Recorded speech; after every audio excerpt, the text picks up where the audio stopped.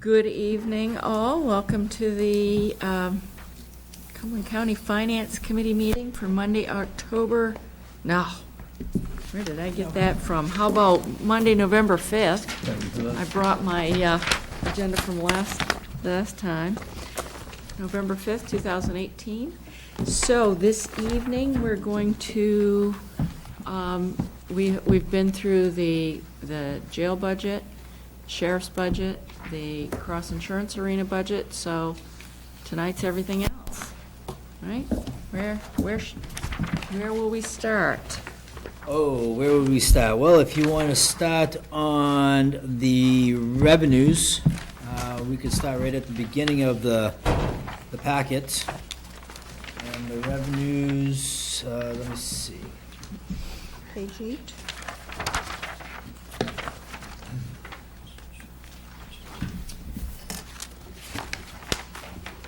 There's a projected revenue, which is probably within, say, 6 pages, the first 6 pages. And my apologies that the pages are not numbered, but the top Oh, left-hand here we go. corner It says reads projected projected revenue. revenues. Gotcha, okay. I'll share with you. We're not Yes. looking at the screen. We put in a great deal of effort to handwrite the page numbers on there, and then when we made a copy of it, the copier cut them right out on us again.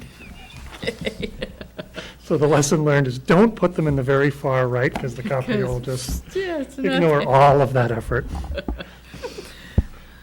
So a little explanation of this page, as it brings on a couple of things. First, you see the 2015 actual, 16 actual, 17 actual, the 18 budget, which we're currently living under. And then the next 2 columns is the projections for the next 2 years. So we got 2019 budget and 2020 budget. We'll focus our attention in working through this page on the comparison between the 2018 budget that we're currently in and the proposed 2019 budget line.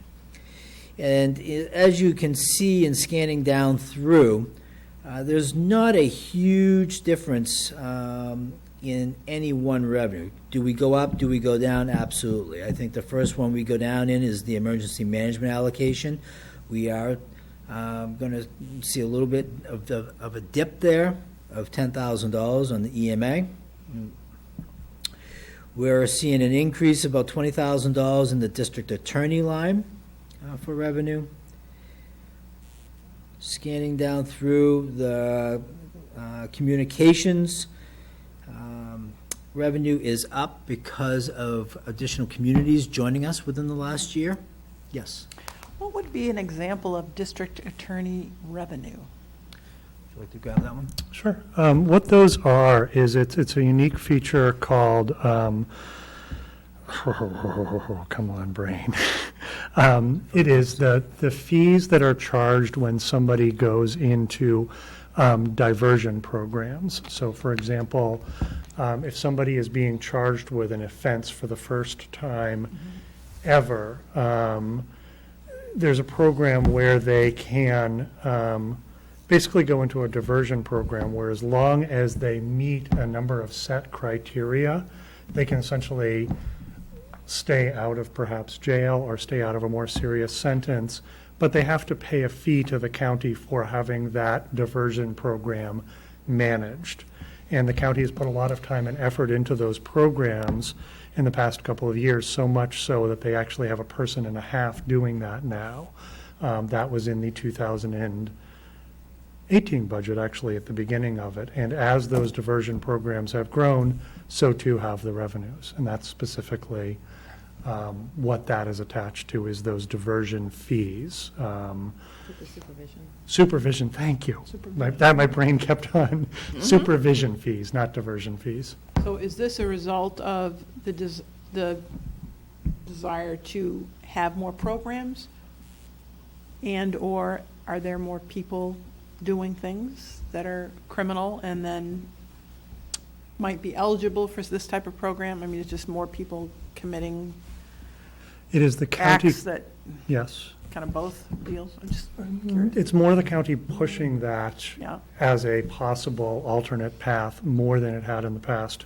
The county was somewhat constrained by a lack of personnel to actually administer these things. And with more folks available to actually administer the programs, we're able to do more of them. And obviously, every time we can do this, there's a tremendous, it is very much a win-win in many different ways, as long as the defendant meets all of the criteria. And certainly one can fail in that kind of a diversion program and go right back to the original sentence. And it would keep people out of jail. It does, yes. If there's, I mean, It's a strong trend of where the judicial system's going for the state of Maine. And in turn, we need to beef up our DA's office to handle what the judges are monitor all handing that and down. all that, sure. Yeah, that's interesting. All right, thank you. Thank you for the word. Continuing down through, we don't have, and we have two others down in the Register of Probate. Abstracts will be going up 5,000, and forms will be going up 5,000. So, two small increase.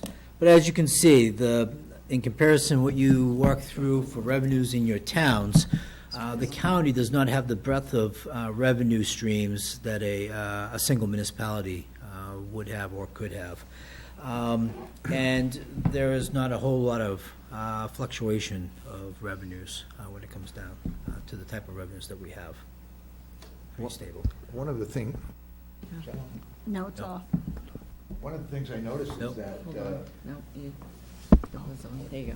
sorry, in the 217, we're talking about the 217 actual budget, and looking at 217 actual budget, and looking at 218 budget and 219 projected, a lot of the figures on 218, 219 is the same, very similar.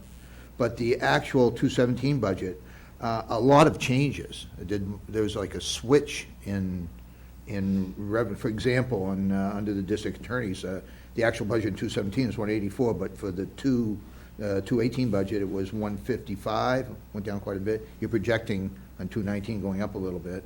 On the revenues you were talking about, the CCRCC, that was, that's I think the one mainstream where the revenue on the three across are increasing.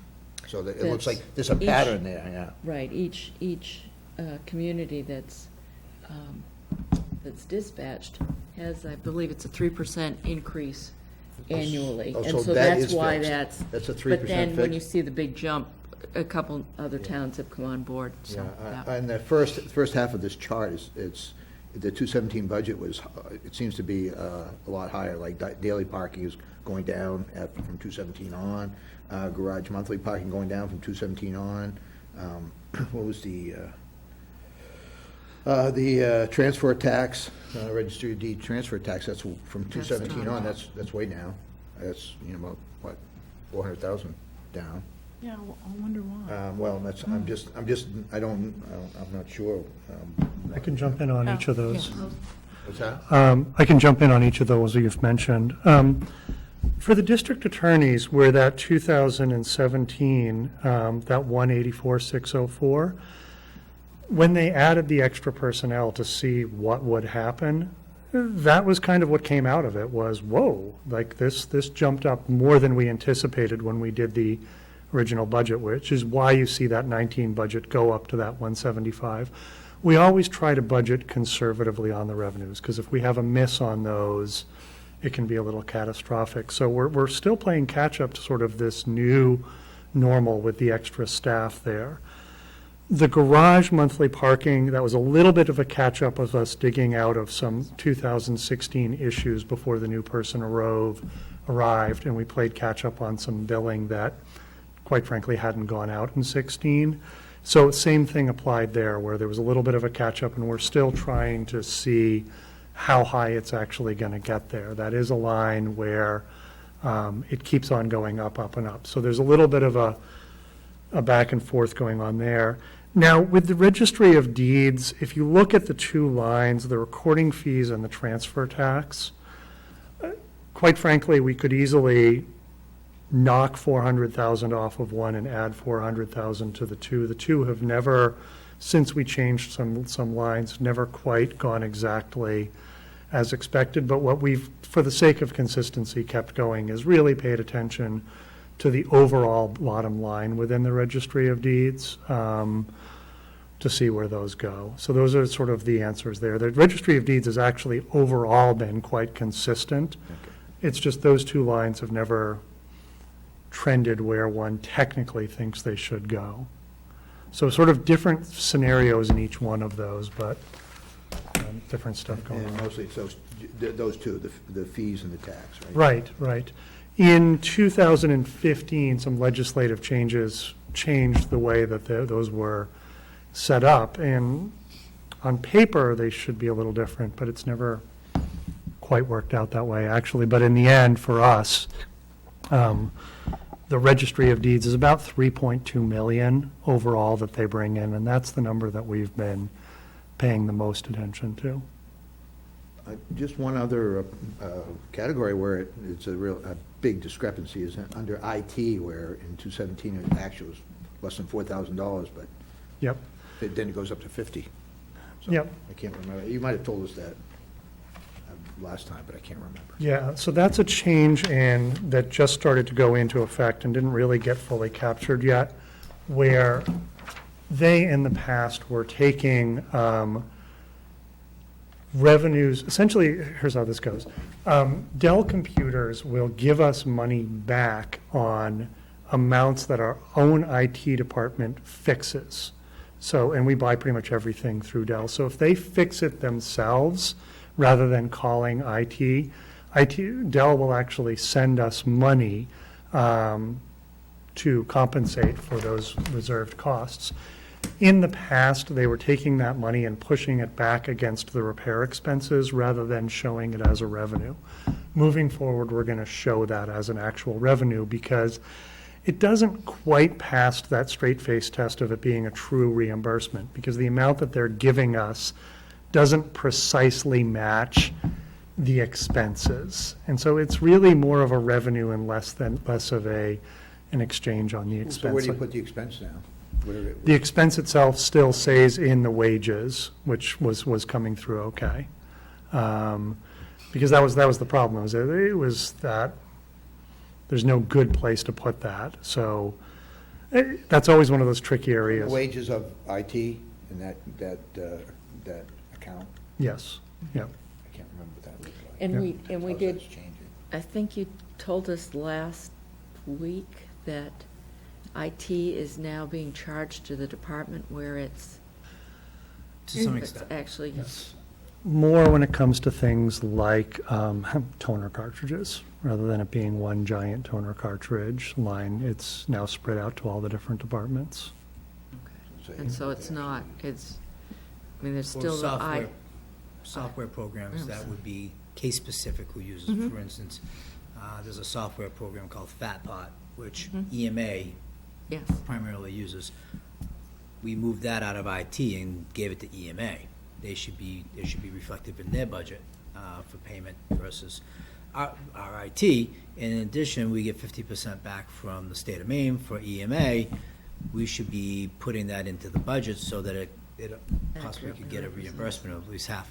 So with that IT, I'm still not quite clear on it. Dell actually sends you a check, Yeah, and you have your technical people that you have on staff do work, they keep track of their hours, they bill it out, and Dell sends you a check? yeah, I strongly recommend folks looking into it. I think it's absolutely fascinating. If you've subcontract. Yeah, if you've got an IT staff that can do the work themselves, Dell will pay you to do it yourselves as opposed to, You have a contract with Dell, that's how that Yeah. works? And yeah. they pay an hourly wage? Okay. I mean, how do they check the numbers, so you guys just don't inflate? That's what's interesting about it, is they'll pay basically based off of what the actual complaint was. So it's one of those, how do I put this?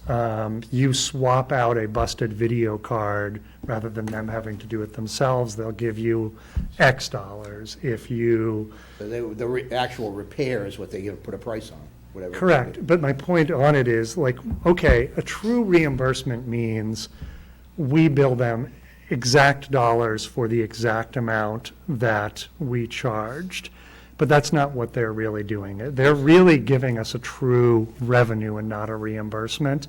So to a certain extent, this is me just going into a lot of accounting, but that was sort of my point, like, no, that really is a revenue, it's not a reimbursement. Because, yeah, it's almost like we're our own internal But you're geek paying your squad. guys anyway. I mean, they'd be Yeah. doing something Yeah. else. Exactly. But yeah, it's a really neat program, and it definitely is a good case for having your own, qualified, established IT department is, hey, Dell will pay you to do it So yourself. they require that that your people have a certain certification? I mean, do they have, so they have some? They need to have- That you're trained, you have some Exactly. people. They need to have trust that we're actually going to fix it right, obviously. But yeah, it is interesting. Great. All right. So if there are no further questions on the revenue, I invite you to flip the pages a couple to the first expenditure report, and then it starts off for emergency management. Jim, just one comment. It looks like 2019, 2 years in a row, the budget's going to stay the same? I mean, the revenues, revenue source, 2 years in a row? Well, That's what you're projecting? we estimate out that far. Next year at this time will come in 220 will probably be a little different because Yeah. we'll have another year to see how things are acting. Right now, and you're just conservatively kind of saying. forecasting out over 2 years, Okay. a flat budget. The county charter specifically says we need to do that. Oh, I'm not project out. entirely sure why, but it does. Okay. So that's more. Says we need to be here It's more of a too, right? placeholder number, yeah, right. It's more of a placeholder number, really. I mean, you haven't really done any work on it. So jumping over the Emergency Management Agency, they came, this year, they had just under a $640,000 budget they're working off from.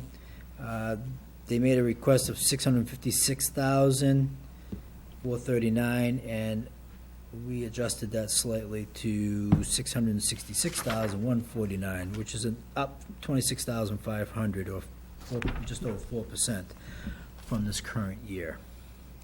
Not a lot of glaring jumps in this. I think you would find that, as always, your personnel services, wages, overtime, benefits, would be the lines that you would see the increase.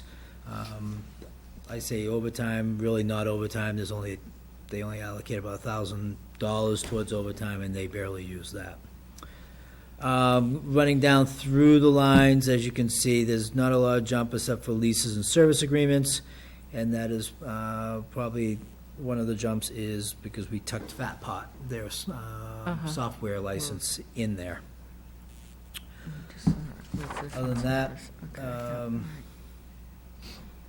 not a whole lot going on in EMA. And the new director has been on how long? New director has been on since June? June, June or okay. July. And so, and the new director prepared this? Yes.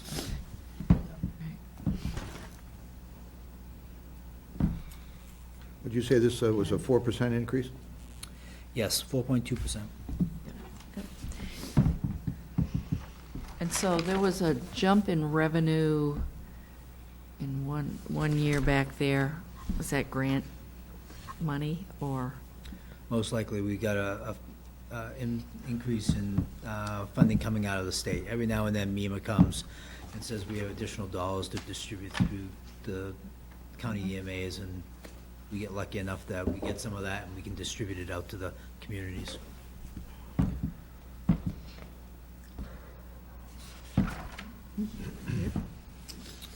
So you get hit pretty hard in this account with the loss of EMA money, right? Is that what you mean? We're seeing a reduction from the state of about $10,000. in revenue. 10,000? Oh, okay. But one thing we have, Yeah, I was again looking at two. Our actuals exceeded budget significantly, but that was more of a windfall than a, Okay. one thing that we do have is, we don't have the wages and salaries and benefits increase to a magnitude that we could have if we didn't have, we had the retirement of the director of EMA in May. And through that, we were able to bring in the director, of course, at a lower salary, the deputy director coming in at a lower step. And so there was some savings or some wage management there just by backfilling the openings.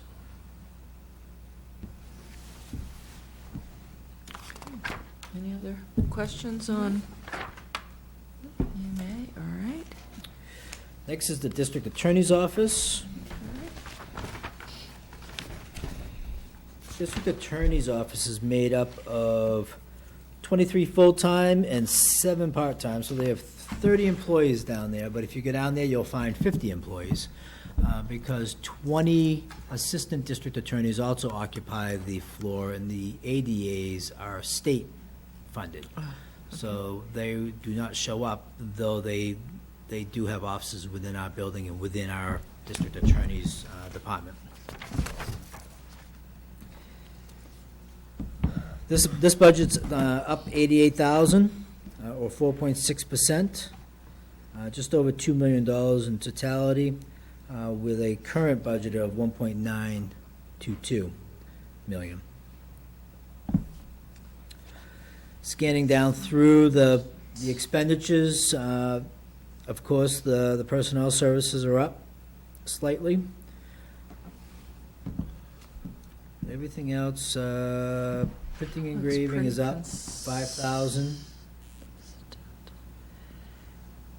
Everything else is pretty flat. Okay. I'd like to jump in on one thing to point out on this, and you'll see this appear in various forms, and you all have seen this probably in the past. Every year in August, typically, I run the benefits that all of the current employees are taking, and I use their current benefits as of that point in time to determine what the benefits cost for the next year should be. It's always a little bit of a looking into a crystal ball, and it can sometimes cause the benefit cost for an individual department to either be running higher or lower than one might expect. If you look at, say, the health insurance request for this year, you have an 18 budget of 305 and then a 2019 preliminary of 323. So that's a case where I saw a couple of employees were taking a higher health insurance plan than they would have been a year prior. And it can cause swings in the health insurance line within an individual department that are greater than one might expect. On the flip side of it, we may come across some departments here where you can see that line actually go down. It's just trying to be as accurate as we can, going department by department as we go. So you'll see that pop up periodically. So Stephanie Anderson is leaving, right? Is there is there a change in that position? That is a state-funded position. State funded. Okay. One new position that is in this budget is an intern. Stephanie has been very fortunate of having approximately 5 or 6 interns annually.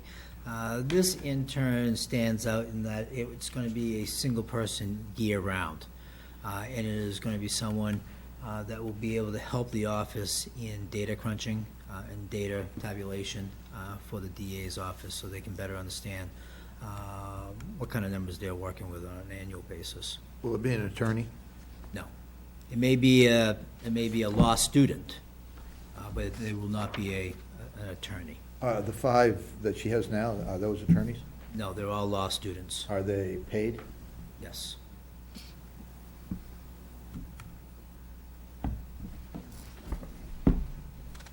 So are they seeing that having one would be a more consistent product than having to train 5 The different one people, is, or- the or one it- is for more consistency over a 12-month period, but also it is someone who's going to come in for an internship that is focused on what that is. As the, say, other 6 interns, they're there to learn being in the courtroom and how to defend clients or arraign individuals. Okay. I just got a question, it's just sort of a budget management question. When you, with health insurance, for example, should your expenses, should your projection, you know, that one or several employees taking a different plan. Should it happen that you end up not spending what your projection is, how do you handle that part of a windfall in that line item, or, so in other words, you end up not spending that, not needing it. What do you do with that savings? It depends. You just, yeah. So, for example, if that causes the department as a whole to come in under budget, great. If that multiple departments coming in under budget means that the county as a whole comes in under budget, even more great, because that would add to fund balance, which the county desperately needs right now. Right now, our mode, given the word of the ratings agency, is that we need more fund balance. They've made that very, or at least one of them has made that crystal clear. So that would always be the goal at that point. How do they determine your fund balance requirement? Is it like so many days of money in the bank, or is it a ratio? What do they want you to do? Ideally, they'd like to see 8.2% of overall annual expenses, which if you factor in the jail, for us, we are below at present. The issue is that many years of the state funding of the jails meant that they wanted the jail portion to have a $0 fund balance. Well, now that's a little tough when over half of the expenses for the county have a $0 fund balance.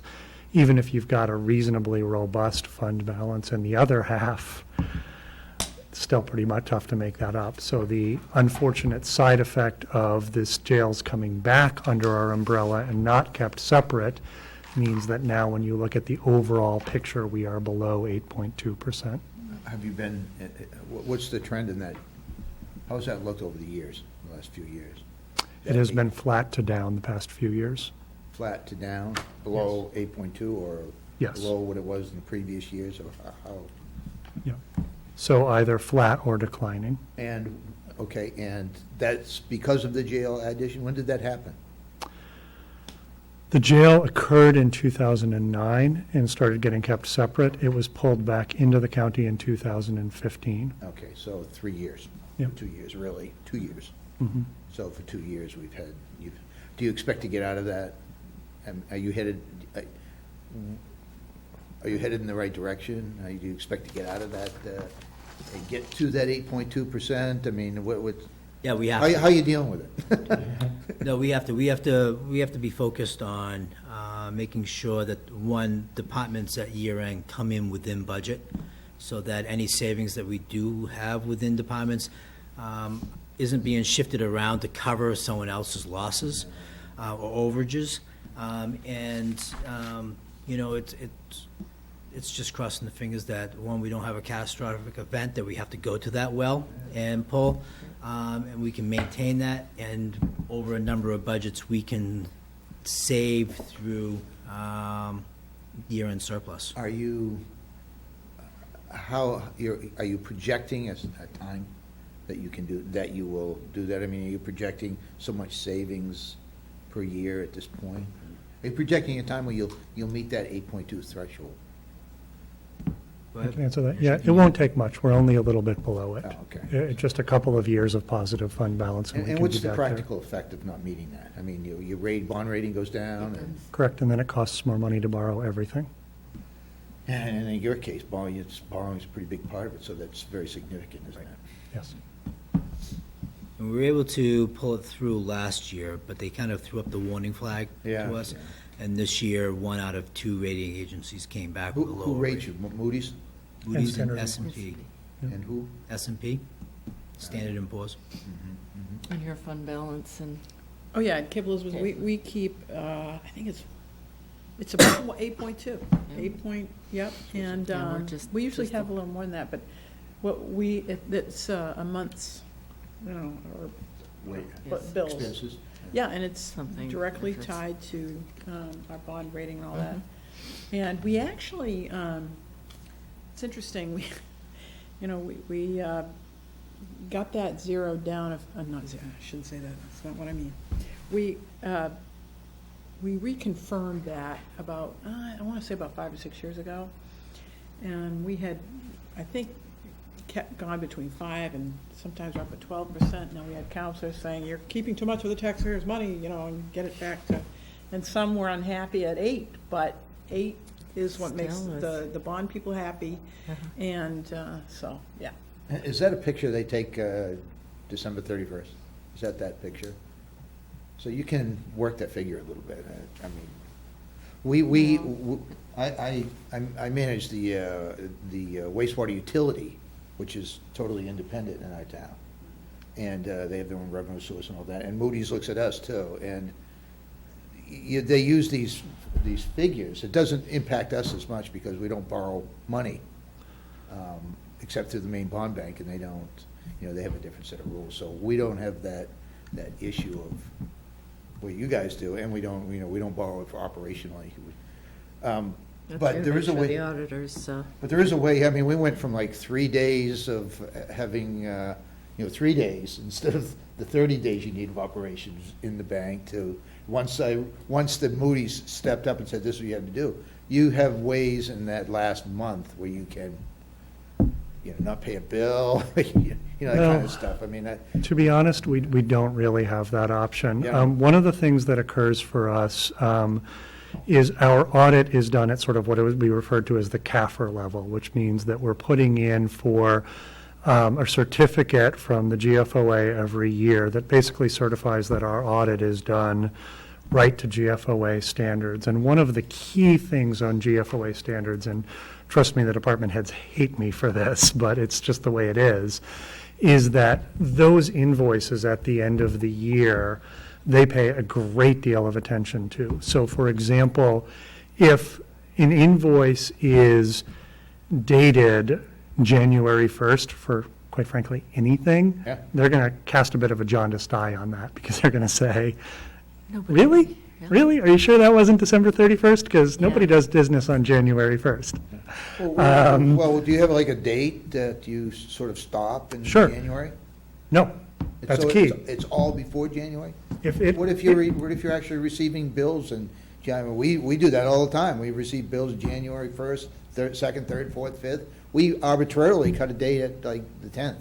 We're not allowed to do that. What we do, GF. yes, so if the service was rendered in the month of December, Yeah. it goes to December. If the service was rendered in January, it goes to January. And any and all attempts on our part to change that in any way, shape, or form will be met poorly.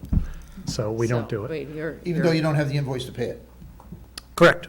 We If the basically service run is 2 AP runs through January and February, where we're running, and it'll occur, a little bit. Well, We're running 2018 batch, We and do we're that running a in- 2019 batch, and we do that until such time as we're really done with the audit.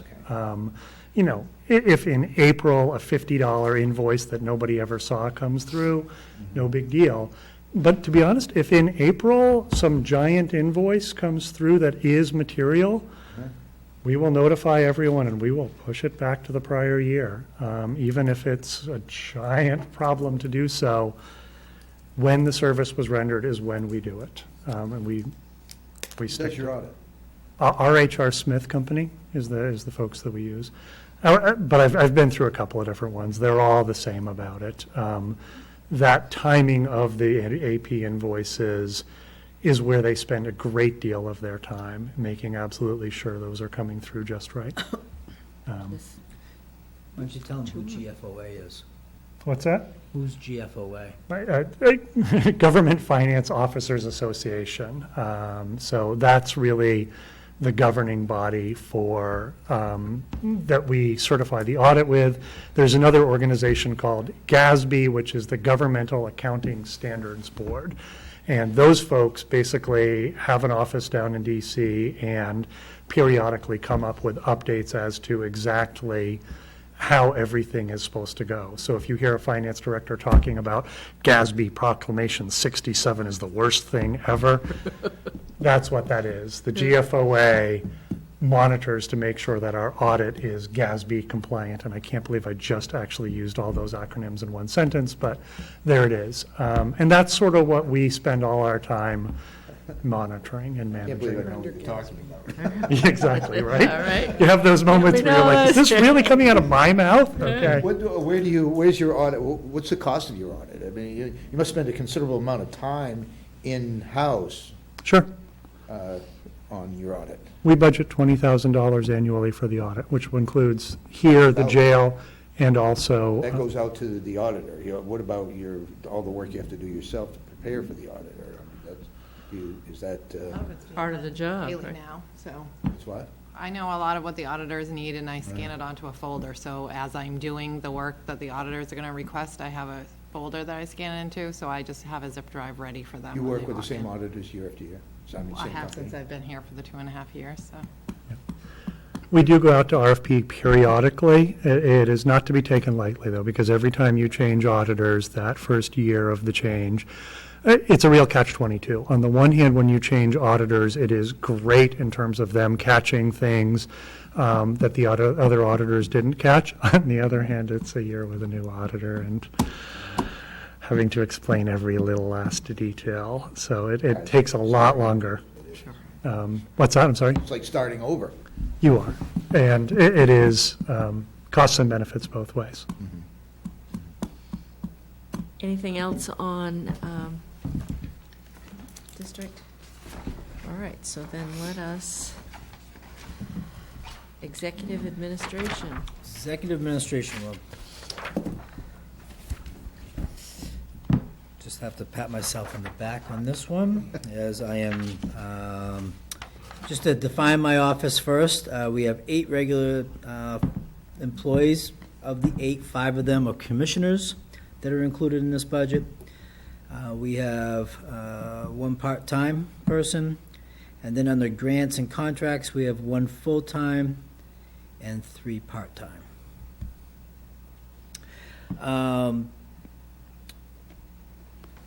Jumping into the budget is down just over $8,800, or a negative 1.2%.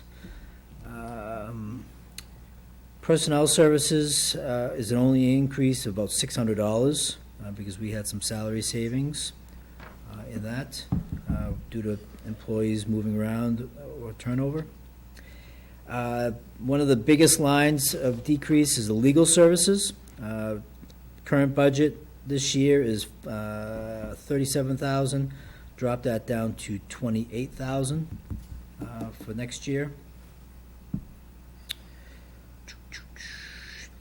I think that's And- it. and that will meet Couple of the- dollars here and there, but nothing major.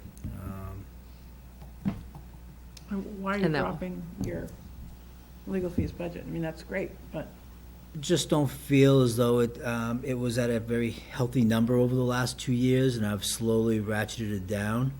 I feel as though I have an HR director that is able to do a lot of the work, and we're not going to see the legal bills that we have from that office, and that this legal line covers both HR and executive.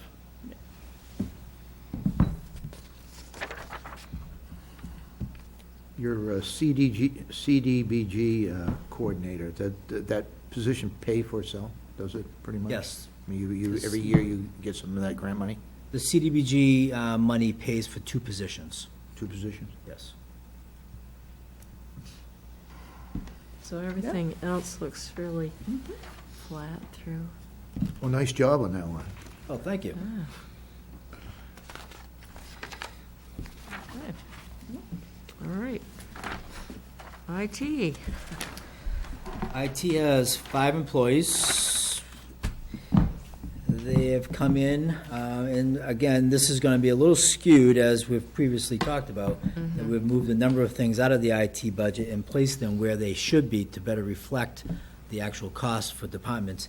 So with that said, the IT budget is down $66,641, or a negative 7.1%. So as though I thought I was doing good, they're Yeah, they smoked you there. coming in lower than me, but I can find the money elsewhere with them. So, we could go down through this. I think it is very difficult, but you know, in some of the maintenance contracts, that's something that got moved.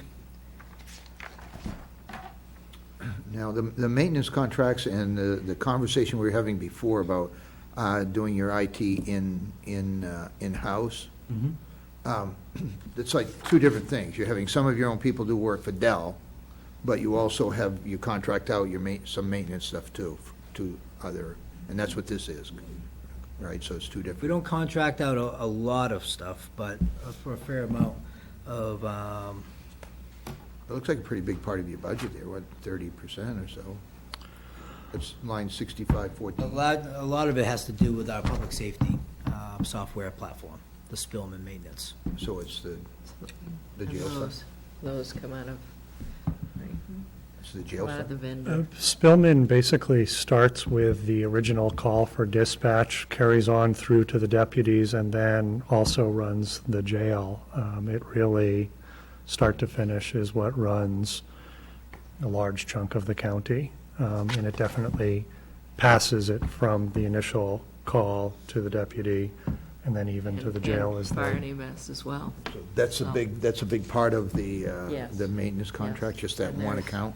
And it integrates with 191,000. other software and, It's no, 161,000. Where, it's on here? Yep. It's in the detail. Yeah, I'm looking. Detail shows you how that 292 is broken out. Oh, yeah, As you can see on the very bottom, the fat pot, we moved that to EMA. Yeah. Because that's a software that EMA uses. doesn't have a number on it here. It's amazing. because The of fat us, pot? That's because it's in EMA. when we get to the EMA Oh, budget, okay, it will be okay. there. The other big change here is the computer hardware for the county. You see that went from 75,000 to 0. Yes. That is because that has been moved to the capital improvement budget, and it is going to stay in a reserve fund, meaning that if $70,000 is spent on computer hardware in any given year, that simply adds an extra $5,000 for the next year for that computer hardware. That was a line item where attempting to manage it on a yearly basis wasn't working great, and using it as a true reserve fund for the somewhat infrequent and difficult to predict life cycle of these computers. That's what that primarily is the laptops. And the reality is, this way, if it's getting an extra year out of one of those laptops, it's not a use it or lose it budget. It's something that carries over. Makes sense. Makes sense. Any other questions on IT? Just, you have 5 people that do this entire service on staff, 5 full-time people. 450 computers, 60 servers. That's quite a group. I mean, quite a amount of work to do for 5 people. Plus, they have to move around the county, right? They're not just all located in one place. They must have to service, We have 2 in this building. yeah? We have 2 down at the LEC jail Yeah. campus, and we have 1 up in Wyndham. And do they move, do they actually have to go out at times too, to other locations? They can. They could, it depends on who's on the help desk, that they might need to go touch a piece of equipment versus calling us and walking us through. And these are the people that also you contract out with Dell? Yes. Okay. Thanks. Yeah. And they're very responsive to Are they? email requests for, oh, yeah. Good. Okay, human resources. And these are the folks that are cutting your legal fees. They are. Nice. And partly, such a reduction in the legal fees was to backfill some of the salary difference between HR directors in this budget. And so this budget in totality is up $28,000, or 6.4%. This has been a work in progress, as we have an HR office that is all new for the most part. Within the last, I would say, year and a half, they've all brought, I think, maybe 2 years is our longest tenured employee there, but the other employees have been within the last year, year plus. And they're constantly refining and doing some great things out of the HR office, which, so you'll see some differences from one year to the next in moving of the money, but in totality, they're just up $28,600. Is that, did you add a staff person? No, That was a big jump. $28,000. You'll have some of it in your personnel services, of course. Then they proposed a cut in their professional services. Getting down here. So their professional services this year was at $77,000. It's now being funded at $49,000. You have your personnel, it's no new people? That's a significant personnel increase for no new people. I mean, it seems to me, it's like, what, $52,000, it's 12-14%. We have no new additional people, but we have new employees that we brought in. And it cost you more than the old Cost employees. you more. It's worth mentioning, are you comparing 2017 actual or 2018 budget? 218 adopted and 219 preliminary. Yeah, That'd okay, be, just making you know, sure. well, Yeah. Total personnel services right at the top. The benefits and taxes were much higher too. But just the wages and salaries were, I think, you're looking at what, 33,000 So what I assume is you got more skilled workers that you must have been a reason for that. I would say we have probably the best HR office around. And how do With the you type of, how do you define that? I mean, what makes them a good, you're going out there. the skill set of the employees, the knowledge of HR, the office being proactive versus reactive. Having, Four people, right? having So did you have to headhunt? Did you have to actually go out and find some people that you, I mean, was there an issue in that department that you wanted to have, or did these people just leave? Or? our issues were we had vacancies. Oh, they were And vacancies. so we've just been very fortunate that those that we have had apply for the positions have been very well skilled and have come and hit the ground running here in Cumberland County. Got a question. I know we talked earlier about that, the regionalization, and I know some communities like mine have been reaching out to share services and whatnot. Any updates on that from the county's perspective? And We are very interested in continuing the talks with the towns around HR services. What that menu looks like, we have yet to develop. I've been waiting to get through the budget process to see whether that money holds true before I reach back out to the towns and say, we got a green light, let's see what this looks like.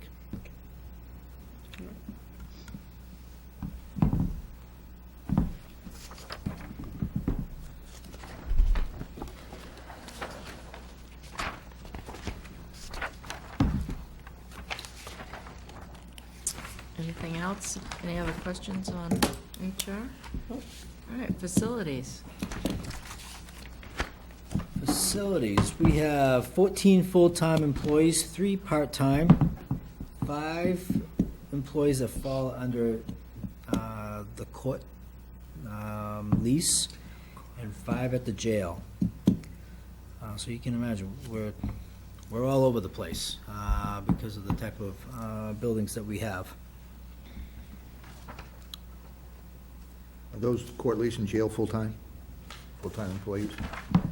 Court lease, yes, it is to clean this building Yeah. at night.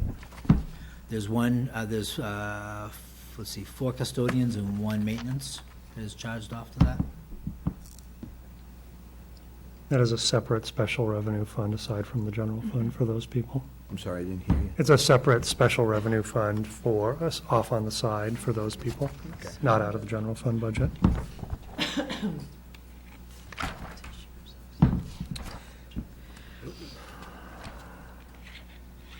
And over $1 million in utility costs, yeah, I can see that, so.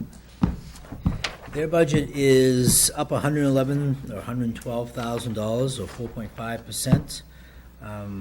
Their budget's just under $2.6 million being proposed for 2019.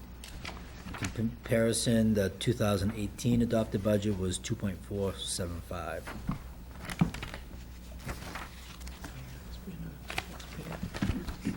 Am I missing something here? There you are. There it is, Yeah. okay, Yeah. all right. One of the increases that we had to do in this budget is, as you heard in the sheriff's office, the gas. This holds true for the facilities budget also. And so gas, oil, and grease is up from $45,500 to $57,500. Your utility number that, which is, would $1 million out of this, over $1 million out of this budget? Is that, It's not all in this budget. So it's everywhere? You'll find it in the jail budget also. okay. Is that, does that include water, sewer, electricity? Natural gas. And Electricity. heating, so all of that stuff. Do you have a, I think we talked about like LED lighting, and, do you have like a program or a committee or a policy, a group that's always looking at that stuff, or is that just under your purview? I mean, what kind of, I guess what I'm getting at is what kind of emphasis do you get on, do you put on, really crunching those costs and looking for ways to? There's a strong priority placed on conversion of anything from motors to lighting. And how do you go about, prioritizing and determining what needs to be done on The that? facilities director works with his staff, and they figure out which was the biggest bang for the dollar. Just in the last couple of years, just in the last year, we have changed out a number of buildings to LED lighting, the jail being one of them. And we have recently just completed the parking garage across the street to LED lighting. And we were talking with the lady that was here from across Cross Civic Insurance. Center, the center there, about doing the same thing over there, so. I guess that's what I was getting at, how do you kind of like, put everything in a box and kind of start looking at them individually to see what gives you the most bang for the buck and that sort of thing? And you do that process is through your department heads, your facility, It's typically driven from the facilities department. They're the experts in the field. They are the ones that maintain all the mechanical apparatus and lighting in all the buildings, and so they know what they have and they know where they can save. A lot of the cooling towers or HVAC units that were put in over the last year to 2 years have all been variable drives, so that we're not running them at full tilt all the time. And so Bruce Tarbucks, the facilities director, has a very keen eye and a goal to make this county energy efficient. Any discussion of solar of any sort? We are discussing solar. We have met with one or two companies that deal with solar, and we're waiting for one of the companies to give us back just a quick feasibility report looking at the roof of the Cross Insurance Arena and the roof of the jail for possible solar panels. I have a unique interest that I'd like to do something with our parking garage across the street here. Probably not to the extent of the Cross Insurance Arena or the jail would hold, but something that would offset the lighting, because from here on into April, those lights are on for longer than it's daylight. And so if we can offset that cost one way or another, that's something that I'm willing. Heat pumps, solar, LEDs, all of that stuff, there's a significant payback on it. And the added advantage to the solar stuff is that you can avoid taking out loans on that, because you can partner up with private business. I mean, I know you know this, but. Just pay a little bit extra every month in your electrical cost, Or and it pay pays just your back. electrical cost. You can actually negotiate where you pay the same electrical cost over over a period of time, so you always know what you're gonna be paying. I for thought some of electricity. that was up in the air, though. Well, it's Some of the- it's some of getting, those it's getting less, Partnerships are being scrutinized. it's getting, the law right now is such that each year it becomes less attractive, but it's still attractive. And that can change with, and probably will change in some fashion, one way or the other, with a new administration coming in, so that could, solar could potentially be even a better, as well as not so good, coming up. I think it will change within state government. Unfortunately, state government over the last 8 years has been very negative towards solar. I know, and they're- but though- that government's gone. Correct. And the incentive, there are zero incentives for solar, unlike Massachusetts, there's significant incentives. That's where all the money went. I mean, we've looked at it quite extensively on the council and the sewer district, and it's, even with the reduced benefits, it's still a very good program. And if you're tight for money, you don't have to put any money up front. And you can project your electric, your kilowatt costs at a certain rate over the years. And as you know, those things go up like crazy too. So, I mean, a couple of good reasons to really kind of, keep at it. I guess that's what I would say. We're heading down that track. Yeah. So is Bruce negotiating the utility costs, or is that coming out of? No, Bruce negotiates, he brings the contract prices that he's negotiating up to me, and we work through whether we want to sign it or not. Okay. Typically, that is either in natural gas, or we work with Constellation Power, Power Energy, something like that. And sometimes the numbers aren't right, and we just let it sit for a while. And he'll go back and ask him for some new numbers, and it's time to sign. Is that Consumer Energy Services? Is that also is that one No, you work with? we're dealing with Constellation. Okay. They're actually a broker. They sell this, they actually sell this stuff, right? They're not a broker. They just sell the electricity, right? I mean, They're a reseller, yes. they're a broker? I believe they're a broker. Okay. All right. Anything else on facilities? All right. Let us. So there's-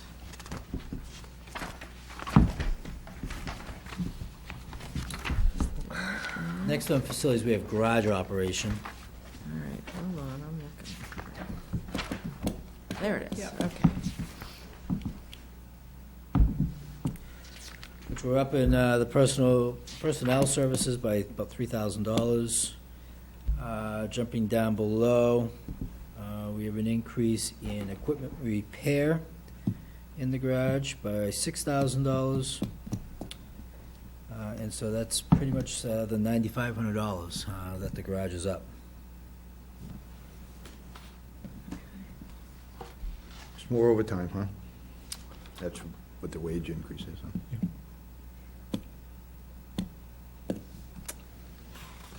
And it's just What for we- that What we one find we're garage. doing is that we are getting hit with more overtime because the model that the manager in the garage is working on is trying to sell that space not just once a day, but 3 times a day. And so he's doing a lot of work on, with Merrill Auditorium or different functions in this area, trying to get events being parked in our garage, whether it's on weekends or at night. And with that, there needs to be a body in the area, just in case someone can't get out of the gate. So in his attempt to drive revenue, which is on another page, we're seeing a little increase in the overtime side.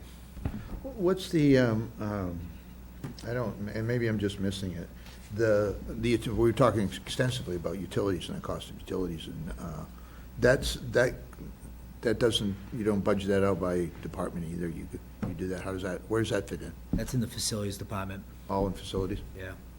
Okay, I guess I just missed it.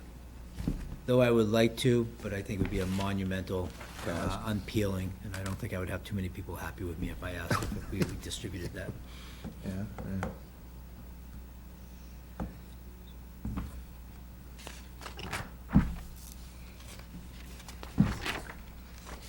So is there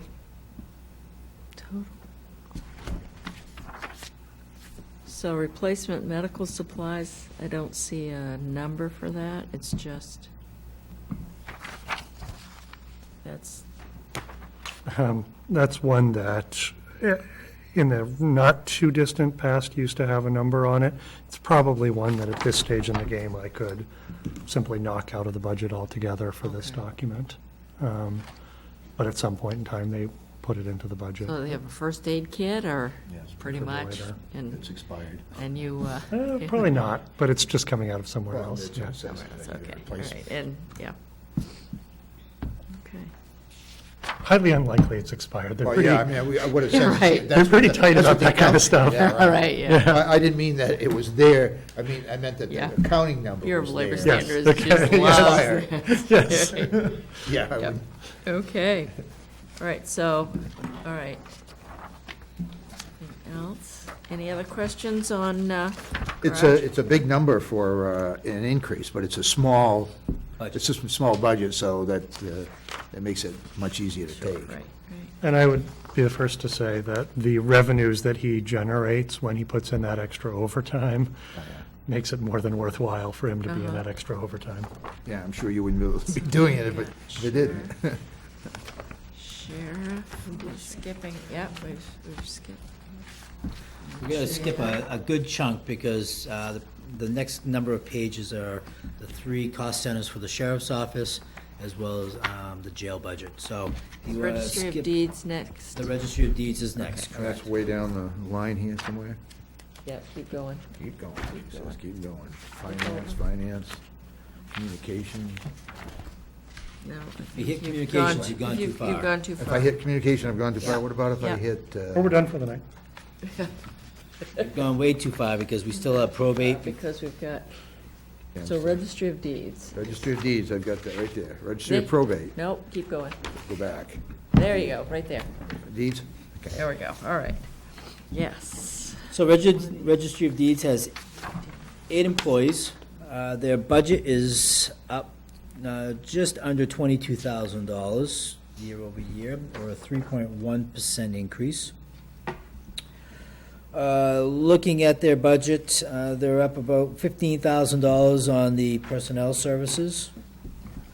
However, there's a number of reductions in the budget, one being, actually, I'm sorry, the increase in transportation and lodging up $300. Printing and engraving is up about $900. Postal expenses up $4,000. I don't know if anyone's purchased postage lately, but I did some stamps today, and it cost me much more than Yes, I think yeah, the last time I purchased Yeah. stamps. yeah. 50 bucks, 50 50 cents a 50 letter now. cents, yeah. It's $20, was it $10 a book now? I think I Yeah. paid $20 for 2 books, so. With the postal expense and the amount of postage that the deeds goes through, even though they've cut it back significantly from where they were just 10, 15 years ago, it is still a need for an increase. Increase, nope, everything else is flat. So those are the Flat, primary yeah. increases that are driving the $22,000 budget increase. At 3.1. And 16 of that is personnel.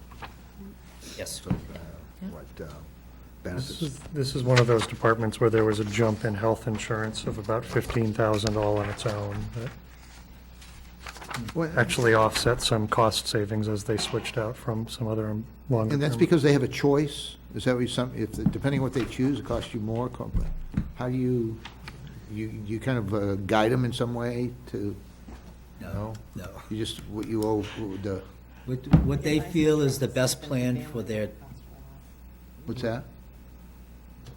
what they feel is the best plan for themselves or their family. So if it's a single employee versus a family employee, you double the cost, yeah, I mean, that's kind of is that what you're talking about, just, it's not so much that you offer different plans, and they can take their choice on the plans. We offer 2 plans. We offer a Plan C. MMA stuff? Yes. What are the plans? The Plan C, and then we offer the PPO 2,500, which Okay. is a deductible of Yeah, $2,500. Yeah, I'm familiar with those. One thing we do offer to employees is the option to get an extra health insurance stipend if they do not take health insurance. Now, to do so, they have to prove that they're covered on somebody else's insurance, because we always have to show that we at least offered the health insurance. But if they do opt out of the insurance, it's a not insignificant amount that we will give to employees to not be taking the Is there a insurance. percentage? What's, It is 60% of the cost of single insurance. yeah, that is- It, that is- it needs to be a robust number. If it's not a robust number, they don't take it. So one would always say, hey, that's very giving of you. Well, no, we're actually playing some Right, math sure. games here. So But they'll double up rather 60% than is drop it. Still, And they'll even, Yes. they'll stay with, they'll go with the other one and yours. So what you mean? Not it's a benefit necessarily. for them to go with somebody else's. That For example, I mean- I go on my husband's and I take the buyout here. And if I was to choose to now, that didn't work, and we go on the departments, it would be a significant increase to the finance department For the if I make department, that right. decision, so. definitely recommend it for any community, though, as a means. It will not keep your health insurance down overnight, but over time, it does start to add up. all right. Any other questions on? All right, then moving to registry of probate. Probate office has 7 employees, of which 2 of 7 are elected officials. The judge of probate and the register of probate are both elected. The office is coming in at, from one year over the next, an increase of just under, or just over $44,000, or 7.8%. Some of the notable differences, one is in the personnel services, largely the employee benefits and taxes. That's up about $27,000. So there's been some shifting around in the healthcare in that office, it looks like. The salary line is up $10,000. So just in that line right there, it's probably the majority of the increase of the $44,000. I have two questions on that. Who, on the elected officials, who sets the wage? The commissioners. Okay. And that will be a discussion that they will be having this month. And we talk about the medical stuff. Do you know what the price, have you got a price for this year's medical increases? I mean, is your price firm? You've already talked with MMA and they've given you the amount? Yes. The Plan C is 2%, and the PPO 500 is 5%. Those are good numbers. Those are very good numbers. Because I sit on the board for Maine Municipal Employee Health, and we had a floor of 2%, so no one could go below 2%. So we hit the floor on the Plan C. What's the highest percent? I believe the highest was 9. What one was that? What's that? Which one was that? No idea. No idea. No. But the PPO 2500 plan for us was a 5% increase. Yeah, that's a good price. Still very good increase. Yeah, yeah. So those figures are public now? Or do you- Yes. I mean, you're on the board, so you have them, but are they public too? So I can get those figures? They followed up with a mailing and to They tell I haven't us. seen the mailing yet. No. So that's what I'm asking. I didn't realize that they were out. Just last week, right? No, I think we set the rates second week of October. I'm just laughing because, yeah, okay, that makes sense, and time has passed But quickly. they probably haven't been mailed to the towns. I haven't received the mailing. Might be second or third week in November. Can you tell me about visitor expenses under the registry of probate? Visitor expenses. That visitor /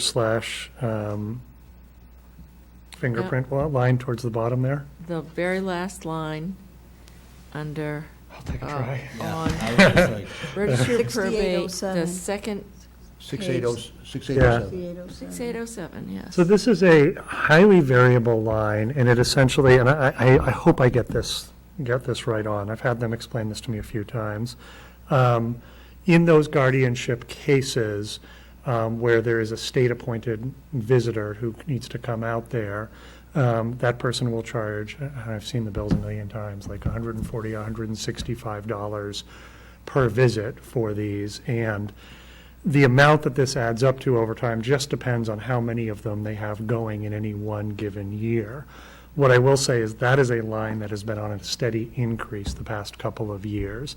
And it really is this sort of dribble and drabble of those $140, $165 bills just adding up over time. But it is a sort of a stable of people who are, that is their job, is to go out there and do these visits. And it gets charged to the county. That's what I would have said, so nice job. That's delivering legal matters, legal, No, no? no, in the guardianship, Just checking in. Oh, checking in on, Okay, so it's checking people? How the family's going. Now, when you look at the very top line in probate, where there's it's sort of baked into a larger line, and now I'm finally remembering all this. There's that $440,000 budget. The visitor fees are part of the fees of that overall line. And we've asked before if it was possible to split it out, and it doesn't really work out all that well to try to split out how much they charge for visitors' fees versus how much it costs, but the two tend to go hand in hand.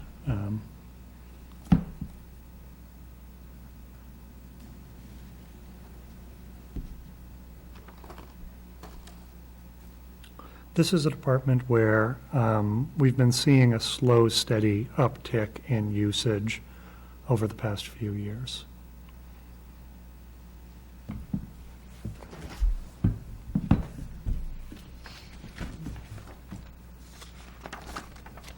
any other questions on? All right, then, moving on to finance.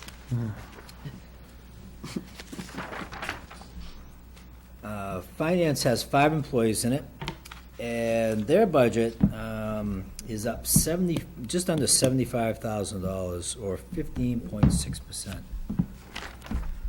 Boy, I don't know what you're doing. Making messes. But, I can pitch it over to Alex, and I'll let him talk down through his budget. Sure. What this is this is a couple of different things going on, all sort of hitting at the same time. It is an additional staff person that became necessary when we eliminated the deputy manager, shifting me over into a role. So it's part of the savings that we've managed to by eliminating that position. Part of it, as we've done conversions in the HR office, we've realized we needed a joint finance HR person. That person is just listed in this budget for simplicity, and that is a person whose job is to manage reconciliations and the actual billing for all of our benefit costs.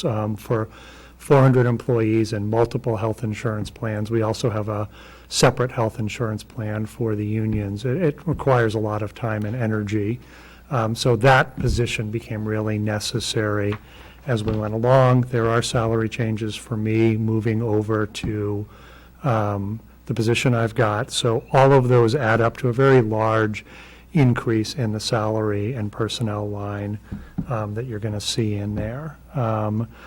Along the way, we have had some health insurance changes, so that's where you're seeing an increase there.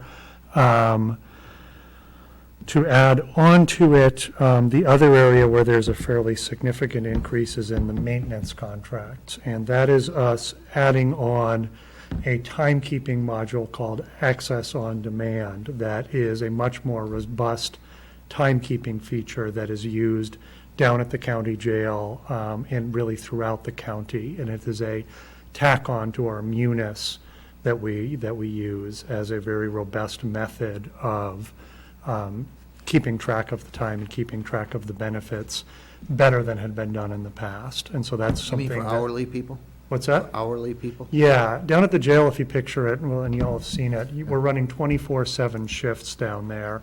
And the old software that we were using to try to run all that was a relic from the 1990s that was kind of on its last legs. This new software enables employees to punch in their time off requests remotely, to manage even via cell phone if we'd let it, but we're not going to do that because, quite frankly, we don't want people able to text in that they're not going to show up for work that day. But we could. So that addition on the software has been huge. And really, on our end, on our staff end, we've been trying to get to where we can make better use and more robust usage of the software we've already got. But the net effect is, yep, we're the loser. We're the department with the biggest increase this year. It's us.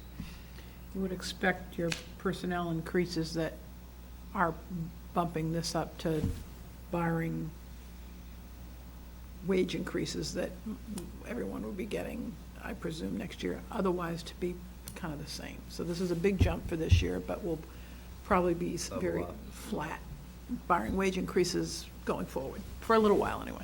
Absolutely, and I think in general, we are molting into sort of the new version of this department, Yeah. but yeah, that'll be done. So the maintenance contract that you've talked about really takes over. Obviously, you've kind of zeroed out the service and lease. I'm sorry, this is they- Munis primarily with the, Leases and service agreements. oh, yes, yes, So- I'm sorry, I got So this is a confused. change Yeah. to the new. Yeah. Okay. So your reorganization and personnel is really, that's sort of a modernizing thing that you've done that you think will make you more efficient long-term? Yeah, and it's already working quite well. We're really rolling out into making more full utilization of the software. And to be honest, a great deal of our time and energy is right now going through department by department and then getting them trained up in more fully utilizing the software. That's, in many ways, the area that we've had to do the most catch-up is Munis accounting software is very decentralized and excellent as a piece of software that can be used by everyone throughout the organization. But in order for that to happen, you got to get out there and get them trained on it and get them using it. We utilize something called workflow for accounts payable, where people enter their accounts payable remotely at their department and essentially digitally send it on to us. And we're gradually ramping up all of those pieces to try to get this place much more modernized, yes. The new person the new position that you hired, that was part of being able to do this? I mean, is Yes. That position enables us to get out there and start getting more proactive instead of honestly just holding on for dear life, which is where we were prior to that. So is that person trained in this new system? Yes. Right. Everyone in finance is trained to be cross-trained on pretty much everything. It's an absolute necessity. If the payroll What did you say that system was called? I'm sorry? Would you say that new software system was called? Access on demand, or did I call it right? No, you're right. Access- AOD. AOD. Access on demand? Is it really? Yeah. That's funny. The running joke is that I get the first word name wrong constantly. AOD, strongly recommended, very robust software, excellent at managing, again, leave requests digitally rather than sort of pushing the paper all over the place, and can be scaled for a variety of uses. For us, making it work for a 24/7 facility with multiple shift differentials has been the really tricky part, because it knows how do I put this? If a person punches in at 7 a.m. and doesn't punch out again until 11 o'clock at night, that means that that person has crossed over 2 different shifts, and the software knows that, hey, I'm going to pay that person X dollars for that 7 to 3, and X plus 25 cents for the 3 to 11, and then that automatically feeds into ours. So there's a lot of management to make that all go when you've got that kind of a 24/7 setup. So a great deal of programming. If it's an overtime shift or not, so all of those come into it. But for that reason, when I talk about the cross-training, if the payroll person's out on vacation that week, well, people are still going to want to get paid. So we all have to be cross-trained to be able to manage that. the payroll for Cumberland County and I've never seen anything like it. It is, it really manages to be spectacularly complex due to the jail primarily. And you also manage the healthcare plan, so I assume that there's some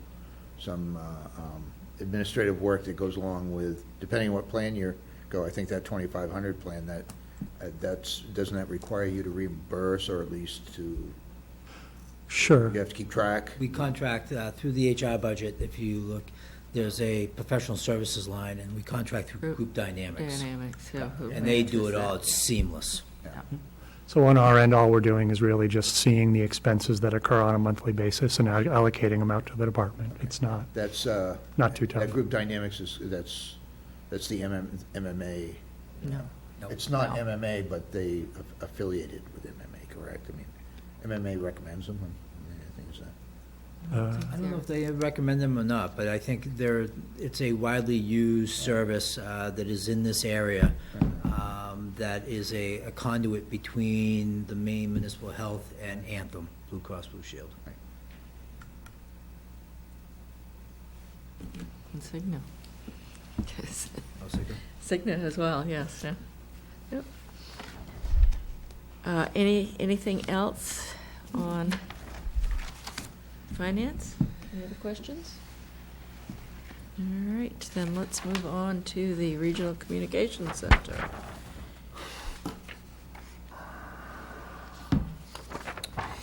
Here we have, Does have Standish. Communications has 37 and a half full-time employees, 5 part-timers.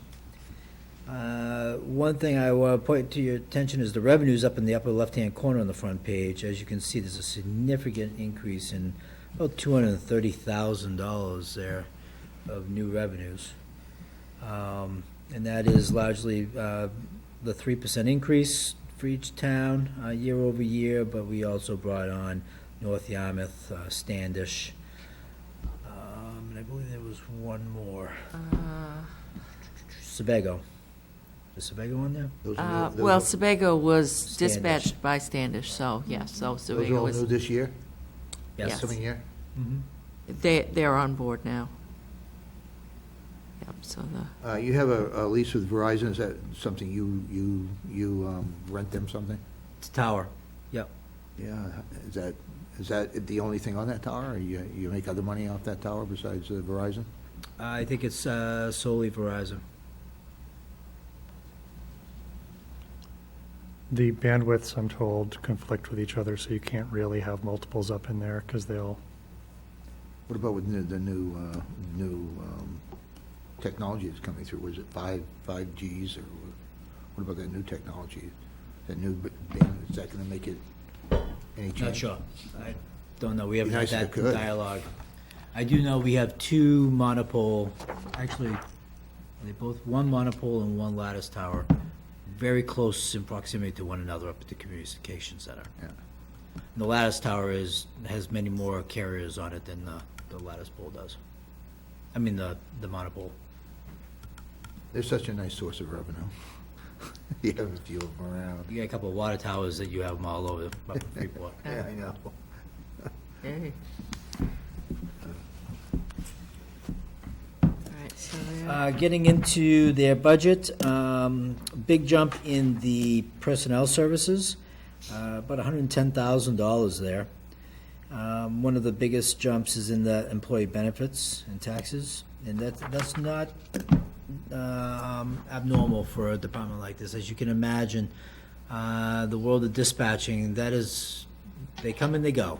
Yes. And as Alex talked a little bit about trying to project if they're going to be single health insurance or family health insurance, all bets are off in this department because they have such turnover through a course of a year that we could have many family at one point, and then all of a sudden the tides could change and it could be a bunch of singles. So a lot of fluctuation, and we do our best to try to figure out what that dollar amount is to budget. One thing that you'll notice that the wages and salaries and overtime, a significant amount, but if you look at actual expenses, the difference between budgeted and actual really is the increase on the overtime line for that given year.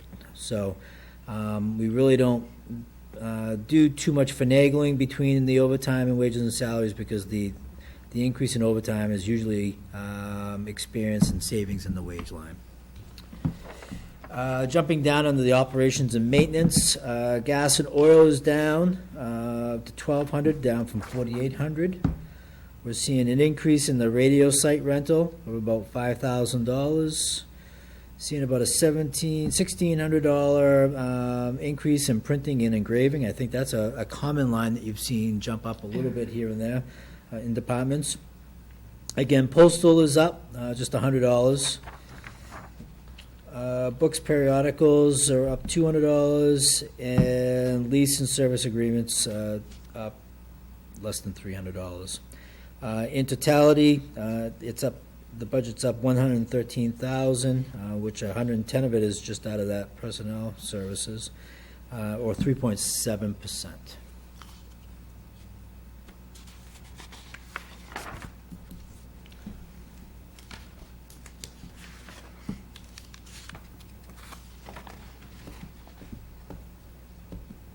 You have all those dispatcher positions filled? I believe there might be one open right now. So There might you be don't- one full-time and one part-time open.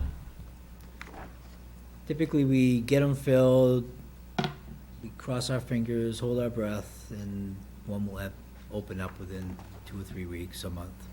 You What do they don't- do, go to other places? No, well, the issue is that dispatchers aren't all coming out of public safety now. They're coming from wherever. They think, okay, there's a job, but Try it out. try it out. And, it's stressful because Sure. it's, you're dealing with Emergencies. people in emergency, and some folks have the temperament for it, and some find that they don't, and so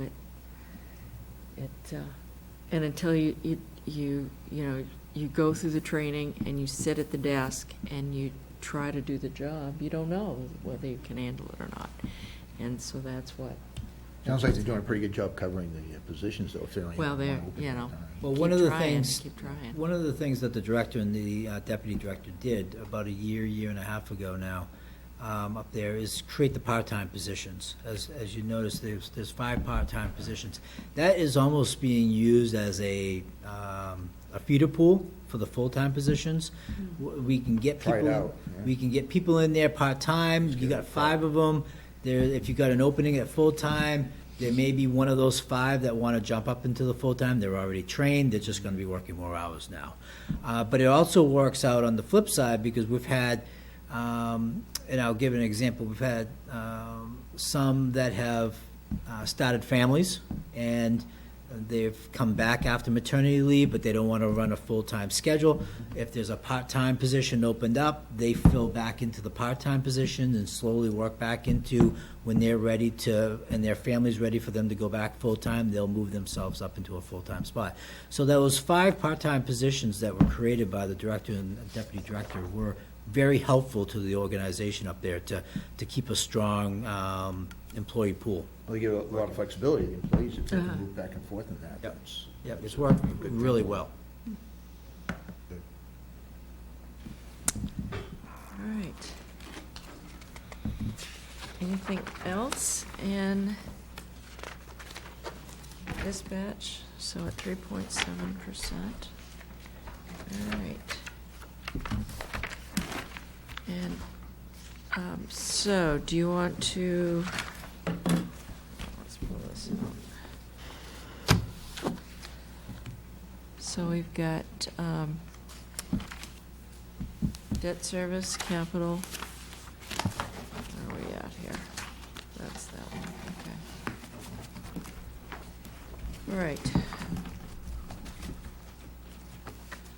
The only thing that I'll make mention to, and I think the debt service page is pretty self-explanatory through the different principal and interest lines that we have, but I'll just make mention to the debt expense and loans, in particular on the TAN.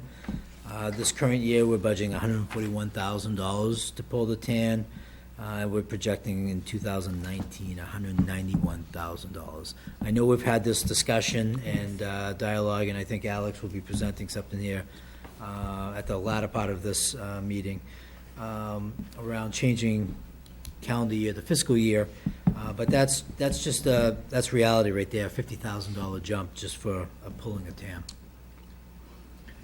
And that's all, that's just interest. That's going from 100,000 in interest to 150,000 in interest. If we want to jump over to the grants and human service. In the grants, we proposed, or I'm bringing forward a request of $169,598. That is a reduction in funding in this grant. We have 3 entities that were funded this year, and we received applications for funding next year.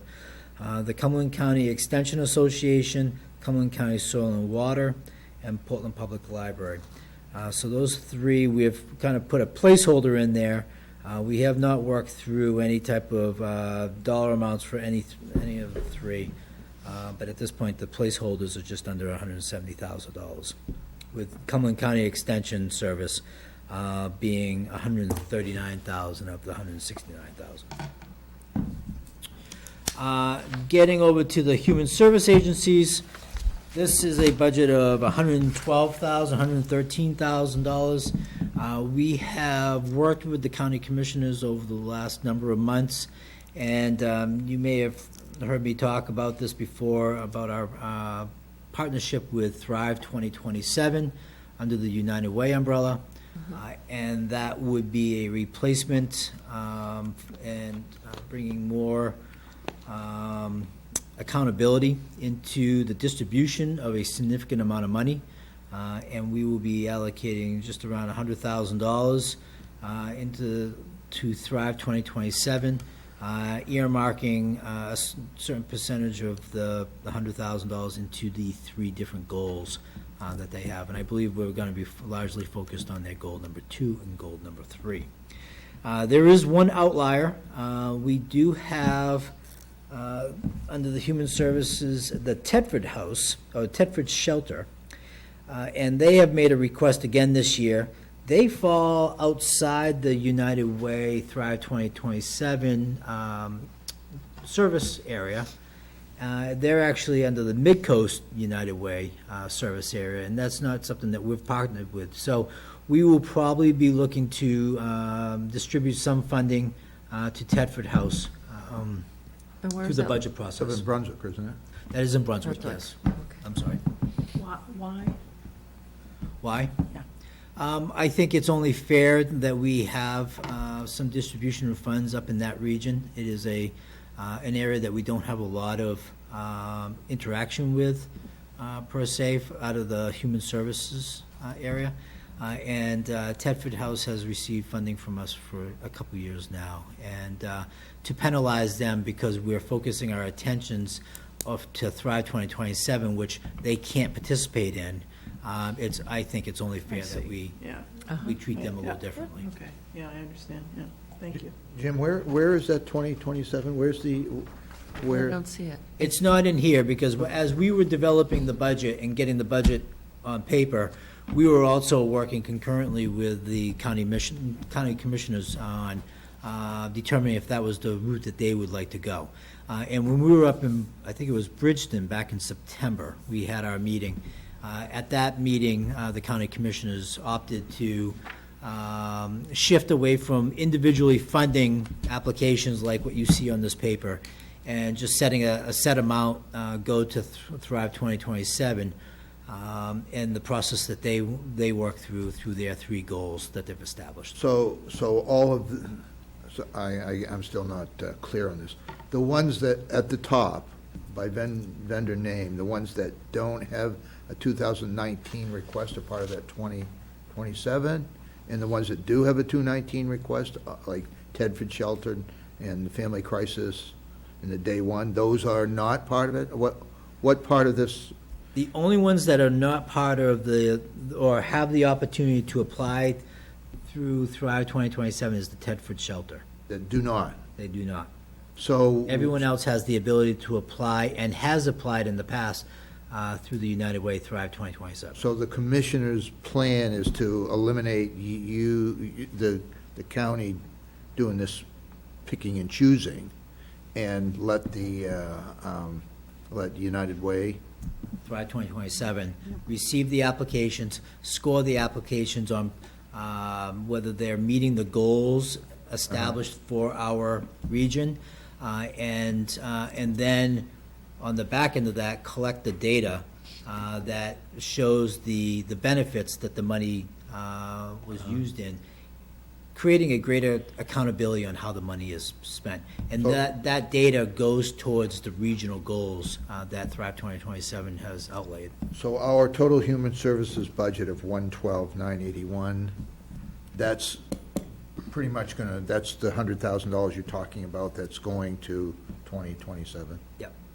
And That's Tedford Shelter. So, except for Tedford Shelters, you Correct. said? And that's the only one that's not? Correct. Now, how will that work going in the future? I mean, this will be the first year you do that. You basically take a chunk of money and give it to one organization, and they distribute it. That's really what you're Correct. looking at. And What the- happens when I'm just kind of looking at, to kind of see how this can, what the scenarios can play out on that, which is, you have more groups spring up that, that aren't covered under that want money, that come in, and are we going to have the same process? We're kind of eliminating all of this. Are we going to, philosophically, the commission is going to just say, we do it through that, you have to go through the United Fund, or are we still going to have our own system here where we're now one chunk going there, and then we build it another way later? I'm wondering if that's what's the thought process around that? If they're a nonprofit agency in Cumberland County, with the exception of Brunswick and Harpswell, they will, if they come and they ask for funding through our human service funding, we will just explain to them that we partner through Thrive 2027, and that they can apply through the Thrive 2027 program. So in effect, our policy is changing, which Yes. is that we no longer will be doing this individually, that if any other individuals that are not, or what I'm kind of wondering is if it's a group that's not in existence now, but comes into existence and isn't part of United Fund, and they're looking, they're out looking for money somewhere, do we have the same program in place, even though we're not using it, that they can come before us, and in effect, you could start creating another budget this way? I don't think we would want to do that, and that is because in monitoring and working through all these different social service agencies, it's a very time-consuming Right. Process, and our staff is refocused away from this time, and not having this on their plate. I think, we've made the partnership with Thrive 2027. They've done a significant amount of work when they established the entity to learn what the needs of the county are. And they established 3 goals around those needs, and really prioritized what are the needs and where should the majority of the funding go to support those needs. Do you know what their budget is? Not up right offhand, no. We're going to contribute $100,000 to it, basically, that's what we're doing. But we, in turn, will get a year-end report from them, Right, okay. talking Where the money about went, you mean? where the money went, how it was spent, and giving us a bunch of data to show. So going forward, it will be an increase in that one item budget is what they'll be looking for if Right, for just this. this is one kind. We give 100,000 this year, and they come back and they'll say, well, give us 3% or 5% or 1% or whatever. I mean, that's how this process will work in the future on this. Well, we will say, well, we have $100,000. Yeah. It will be Great. flat funded. Okay, any other questions on the human service agencies? Right. So then we've got, ooh, look at that. Last pages are the CIP. We have bonded CIP, and we also have non-debt CIP. The bonded CIP, the bond was issued back, or sold back in August of this year.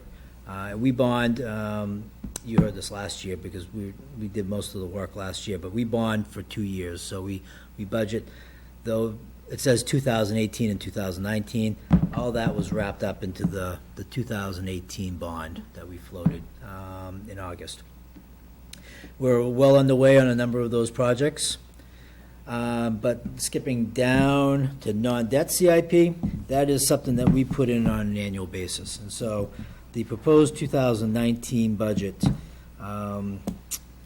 has a number of standard allocations that we give year to year. Hazmat equipment at $20,500. Technology upgrades, as you remember, Alex talked about $75,000 being taken out of the IT budget, capital, and that's where it landed, right there. That went from $35,000 up to $110,000. Patrol and CID upgrades, $20,000. Ballistic vests, $10,000. Tactical vests, $7,600.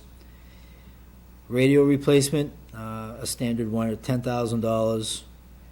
We have a jail CIP at $100,000. That used to be a line item within the jail budget, but due to the cap, we had to shift that out of the jail budget and put it into the general fund non-debt CIP budget. Window replacement at the jail, another contribution of $50,000. Then we go down to cabinet replacement in intake at $20,000. That's at the jail. Exterior LED lighting at the Cumberland County Courthouse at $25,000.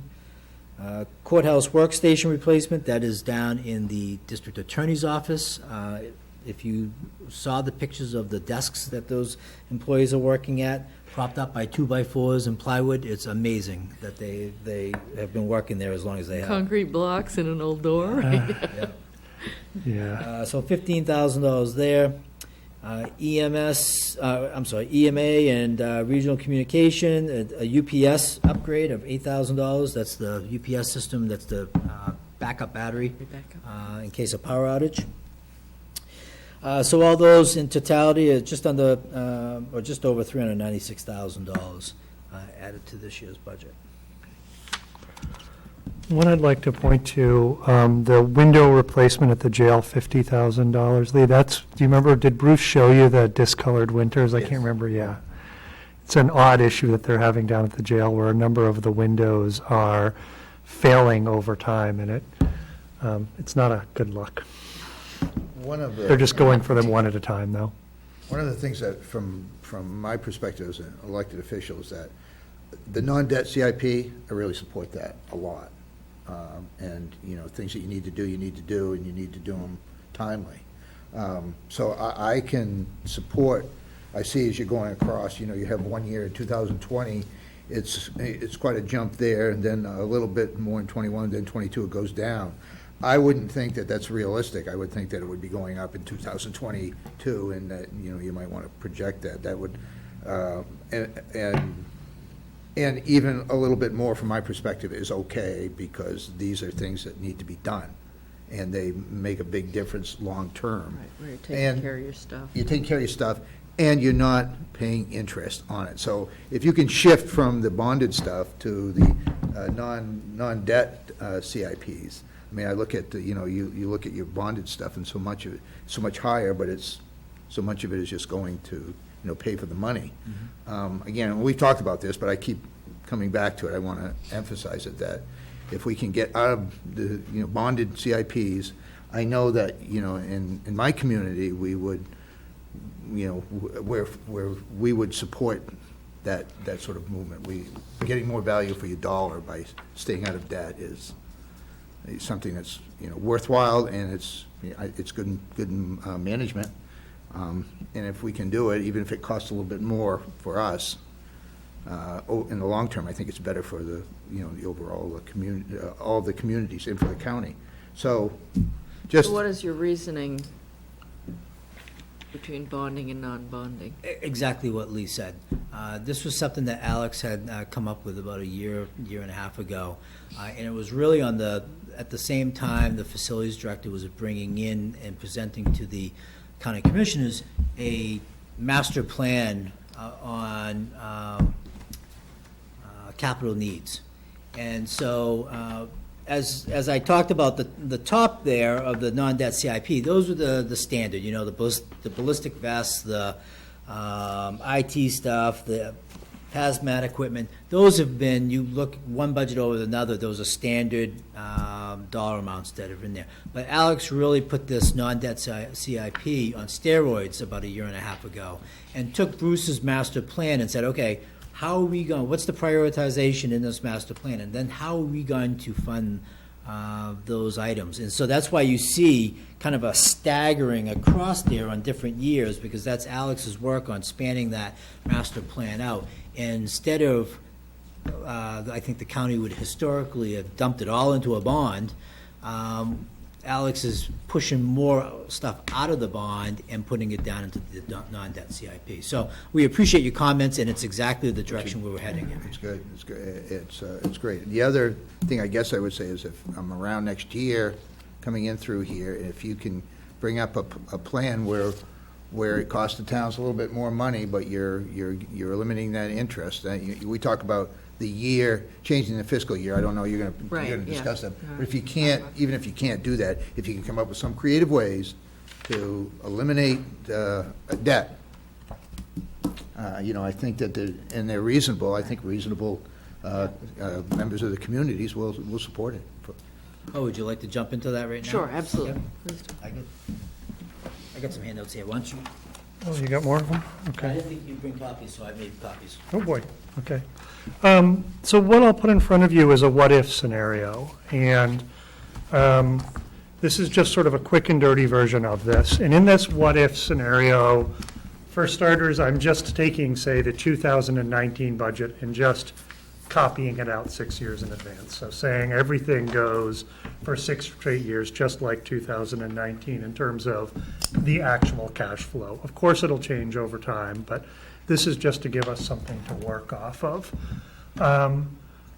What you're seeing here on these bars is how the cash flow for the county would change over time. And I'll outline the plan and then walk through what this chart represents.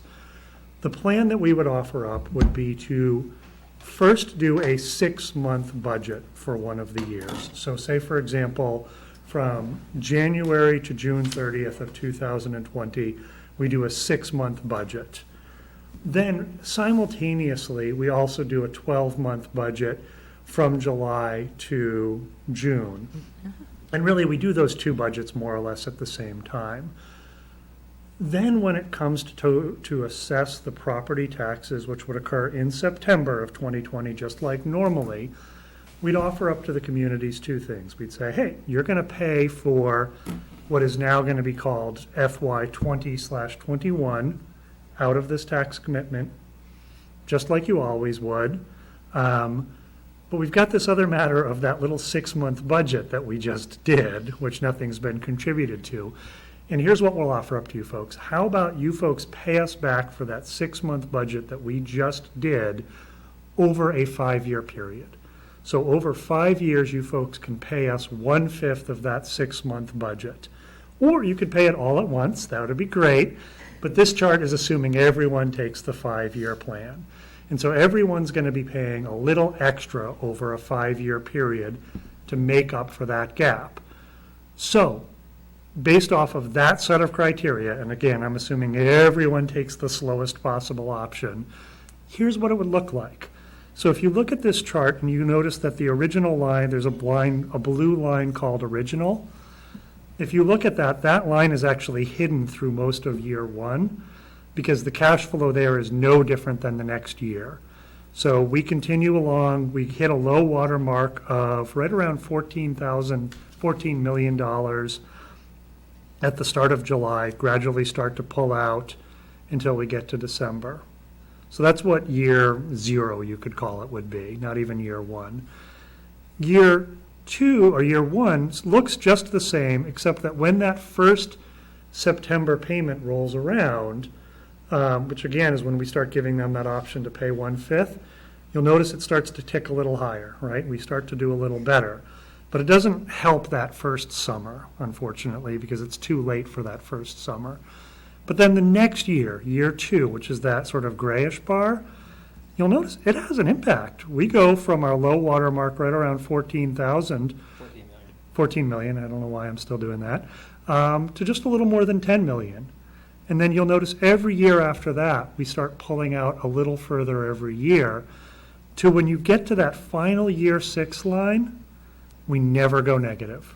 We manage to hold on and never have to go to an tax anticipation note. That's how this would So work. it's the tan that, We can't eliminate it year 1. right. Unless everybody pays everything all at once, which would be Uh-huh. highly unlikely, particularly for, say, a Portland, where that would be $3 million extra they'd have to come up with just like that. Some smaller communities may opt for the one and done, though. There are some strategic advantages to those communities to do a one and done. Most notably, well, once you get done with the done, you've got a whole lot of extra money sitting there. At any rate, at the end of the day, that nearly $14 million, and we tend to borrow $15 million just to play it safe, goes down to about $1.5 million is our low water mark. So very conceivably, we could not do any tax anticipation note whatsoever. Yes, it would take 6 years to get there, but you know what? In our world, 6 years is nothing. You go, you know, it's over before you know it. Oh, and it's gonna, once you've done it, it's gonna simplify. It's, I would think a lot of things, plus you're not paying the TAN. I mean, so it's, I think it's fabulous. What does it look like for an actual percentage increase spread out over 5 years for a small town? You know, a town that would be struggling to, already has trouble with this whole process to begin with. They got to come up with a little extra. What does it look like there? Well, essentially, it would be 10% extra. So let's say, for example, through some magical means, the county budget remained 100% flat for these 6-year periods, and there were no increases whatsoever. It would mean that, yeah, I know. That 6-month period would represent 50% of the budget. You take that 6-month period and split it out over 5 years, you've essentially got an extra 10% over 5 years that they're paying, disregarding any other increases that may occur. But it's essentially that piece alone is 10%. So each budget would increase 10% of whatever the and plus the increase. Well, interestingly enough, they'd have a one-time 10% increase, and then it would just stay flat for 5 years and then go away. Oh, okay, Or you could have a one-time 50% increase and have it go away. okay. Some may opt for the one-time 50% and then it goes away. Well, you know, what you'd have to do, I think, in order to sell it to the communities is, you know, give a bunch of charts and say, this is what it, bottom line, this is what it's gonna This is look what like we're for your gonna tax, save right? in tan. And then, you know, all the reasoning behind it is one thing, but that's not really, you know, I mean, so many people just look at it and say, well, and you know, I'm guilty of that myself. You get the bottom line here. You know, we could do this budget really easily if I could just say, you know, 2.5% is the CIP for the year. You got a budget like that? Okay, fine. You know what I mean? That would be easy, wouldn't it? If you could just do that. Yes, sure. This looks like a good start to me. I mean, it gives us, it looks like there's some manageable stuff there for communities to Right. look To at, make so. those decisions. Well, about yeah, where it gives they- them a 5-year, I mean, they have options. And like all communities, they're, you know, I would assume they're gonna think, well, this is great, but how does this benefit us? You know? Well, you show them the big numbers and interest, and just keep throwing that interest money out there. We'll let Sue, It goes Sue's on nowhere. the finance committee in Casco, so she can sell this to the finance committee. Well, I'm sure when you roll this out to communities, you'll have some sort of introduction, pro forma, something or other, you know. But I will certainly mention this Yes. when I report to the council next week on my time with Cumberland County Finance Committee. Yes. But, yeah, No, that's great. I think that you could probably sell it to councils, regardless of who's. Take it on the road and, yeah. And I think, again, the important thing would be to kind of give them a theoretical, this is what it looks like in your tax. If we did this right now, and you were doing it right now, this is what your tax would look like next year, or based on what we have right now, for what you're paying. I like that. I like the looks of it. There are probably other options. I mean, you could stretch it out longer, or you cut it down a little, 4 years. Well, I would and like you to could- cut it down to 3 years, Okay, well, to see what those numbers. look at those numbers look like. Sure. Yeah, that So would- if you You can have do a some that go comparison. 5 years and some towns go 3 years. The thing is, you'd have to give reassurance that you wouldn't, kind of shift in the middle of it in some way and take out a bond. Sure, right. I mean, the whole idea behind this is to eliminate interest and so if you, if someone, and that can change. I mean, the board could, the commissioners could say, well, that's great, that was all nice, but we're going to do it the old way again or something. That's always a possibility, Once we jump into the pool, we gotta. You gotta, Yeah. Just swim. you gotta go, you gotta go. All right. The same thing for, so just for that part of it, the interest part, that's, I think that looks really good, and this is a really good start. The other part is that I know it's not realistic not to ever bond, but I don't know why, other than it's hard. If you plan well and you have, creative, thoughtful, efficient public officials, you could work toward not bonding as much too, particularly when we know that in the next decade is going to be the decade of the higher interest. I mean, I think it's pretty evident that, the low interest stuff, which has been going on for what, 10, 15 years, it's ending. So that's what you got to look forward to. If you're any public officials anywhere, and you need to understand that, you're going to start bonding now, and it's going to cost you a lot more money. If you bonded in the last 10 years, you did a really good job.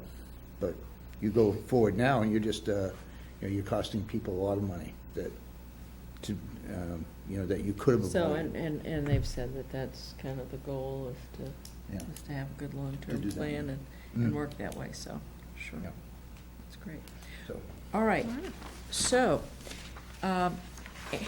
any other questions before we bring this to a vote to recommend to the commissioners? I have none. I'm all set. Would you like to make a motion that we recommend this budget to the commissioners? Sure. I move that we recommend the proposed Cumberland County budget to the Cumberland County Commissioners. Would you like to second that? I'll second that. What's the amount? Should we have the actual amount of that, the proposal?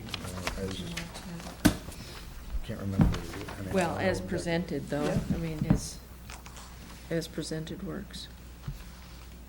Well, you can fill the number in But if you. As a you just motion. Include as presented. As presented, as presented. I'll amend my motion. I second it. All right, all those in favor? All right, So no We have meeting next week. no meeting next week, Oh, so is that what that at just this is? point, we are adjourned for the 2019 budget season. That's sad, I won't have to come in here next week. Very cool. Thank you all for all your Thank you help so and much. commitment. Absolutely, Appreciate it. absolutely. For your hard work. Yes. no, These are it's- always fascinating conversations, really. It is always, because you just live it all day long, and then you sit back and actually talk about it, and Well, it's a learning curve for us, too. I Big mean, one. it's a Absolutely. different